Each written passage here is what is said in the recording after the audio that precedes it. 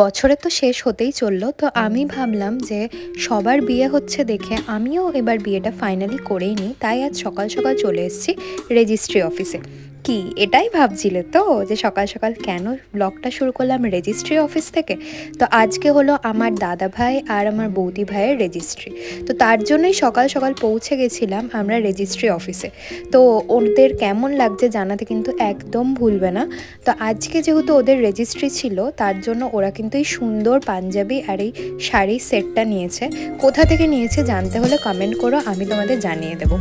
তো আমার বৌদি ভাইকে দাদা ভাইকে একসাথে কেমন লাগছে তোমরা কিন্তু জানাতে একদম ভুলবে না।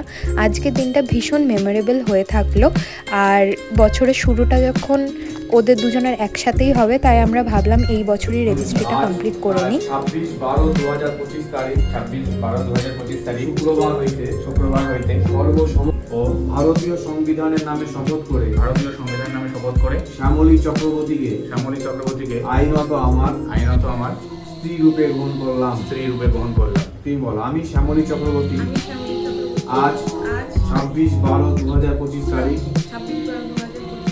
শুক্রবার হইতে সর্বসমক্ষে এবং স্বেচ্ছায় নিজ ধর্ম ও ভারতীয় সংবিধানের নামে শপথ করে কমাল মজুমদারকে আইনত আমার স্বামী রূপে গ্রহণ করলাম।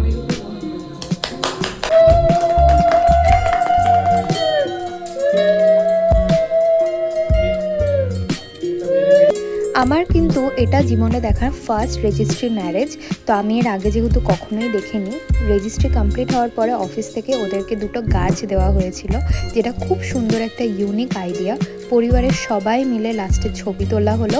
আর ওদের কিন্তু আনুষ্ঠানিক বিয়ের সামনেই, সেই ব্লগও তোমাদের সাথে শেয়ার করব। লাস্টে সবাই মন্দিরে গিয়েছিলাম। এটা আরংঘাটার মন্দির, যুগল কিশোর মন্দির, তোমরা নিশ্চয়ই অনেকেই চিনবে। ওখানে গিয়ে সবাই মিলে মিষ্টিমুখ করলাম। আজকের ব্লগটা আমি এখানেই শেষ করছি। আমার ব্লগ যদি তোমাদের ভালো লাগে প্লিজ ভাই সাবস্ক্রাইব করে দিও। টাটা, সবাই খুব ভালো থেকো।